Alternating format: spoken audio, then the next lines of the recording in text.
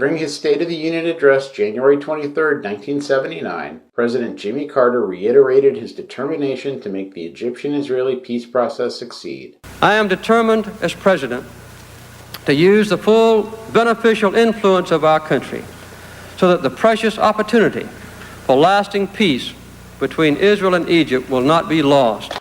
That same month, the Shah left Iran, soon to be replaced by a regime that was increasingly hostile to the United States. The change of government in Iran had a direct impact on how the Egyptian-Israeli negotiations would unfold. Even as the president spoke to Congress, work was underway in the Middle East to push the stalled negotiations past the finish line. State Department official Alfred Atherton spent January 16th to 24th in Israel and January 24th to 27th in Egypt for separate talks. Even though Egypt rejected Israel's latest demands and Israel complained about Egypt's attitude, Atherton made quiet progress.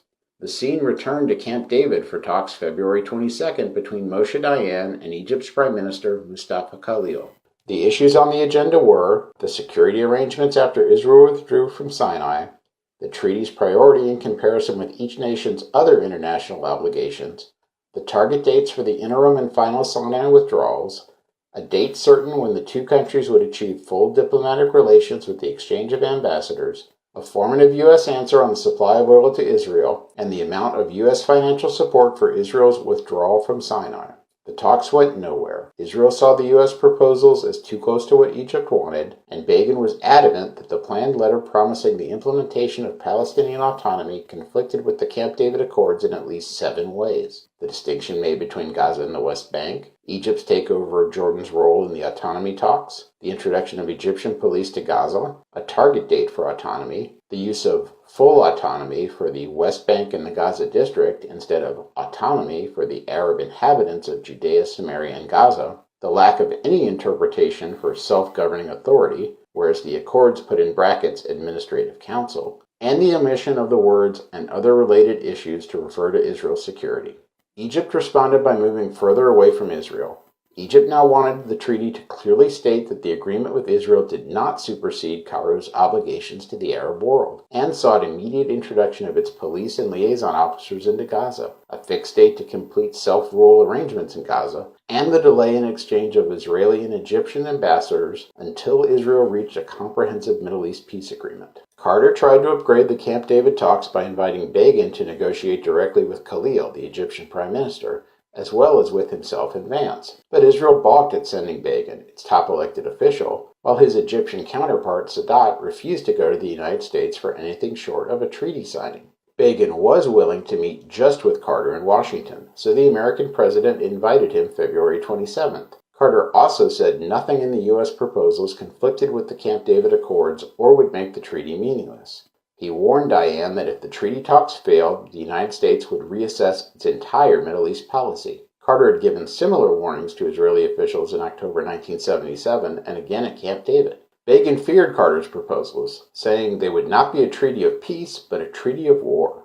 Carter and Begin met in Washington on March 1st and 2nd without progress, but just before Begin went on ABC for a live interview, Carter called him and invited him for another meeting. Begin then was unexpectedly optimistic and conciliatory during the TV interview.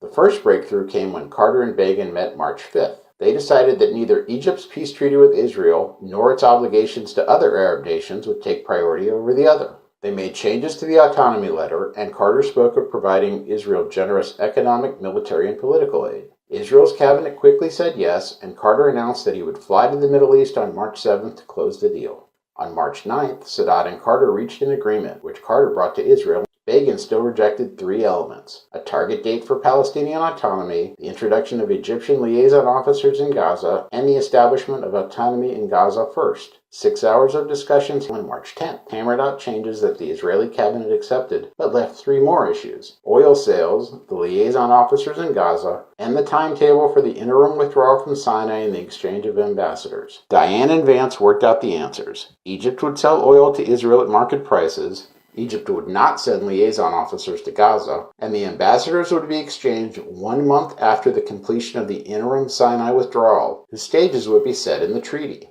Carter returned to Cairo to meet with Sadat and announced his success March 13th. I am convinced that now we have defined all of the main ingredients of a peace treaty between Egypt and Israel, which will be the cornerstone of a comprehensive peace settlement for the Middle East.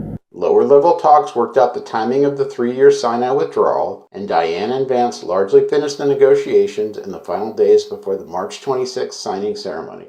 Egypt agreed to sell Israel oil at the prevailing international price, and the United States provided a 15-year guarantee that Israel would get the oil it needed. The United States also promised to consult on cases of alleged treaty violations and to provide a peacekeeping force if the United Nations didn't do so. The United States agreed to provide Israel $2.2 billion in credits and $800 million in grants over 3 years to establish military bases in the Negev, and to give Egypt an additional $1.5 billion in aid. The United States also agreed on arms sales to Israel and Egypt. Begin and Sadat gave Carter a letter in which they pledged to negotiate in good faith, ideally for no more than a year, toward a Palestinian autonomy agreement, whose achievement would lead to elections as soon as possible for a self-governing authority, which was defined in an explanatory letter as an administrative council. The council would provide full autonomy only to the inhabitants of the territories. Israel wanted it clear. The self-governing council would not be political, suggesting a first step to Palestinian self-determination. The much-debated 5-year transition period would begin only after the Council's creation. Egypt empowered itself with American consent to negotiate for Jordan about the West Bank, and no provision was made for the possibility of Gaza gaining self-rule before the West Bank. Arriving at Andrews Air Force Base outside Washington before the signing ceremony, Begin said, This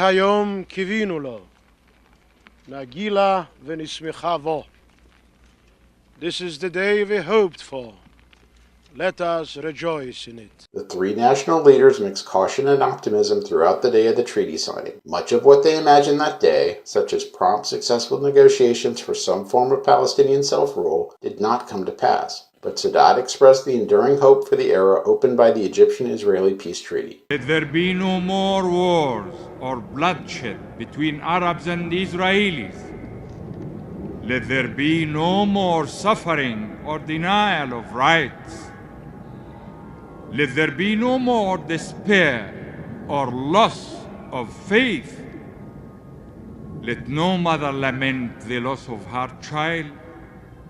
Let no young man waste his life on a conflict from which no one benefits.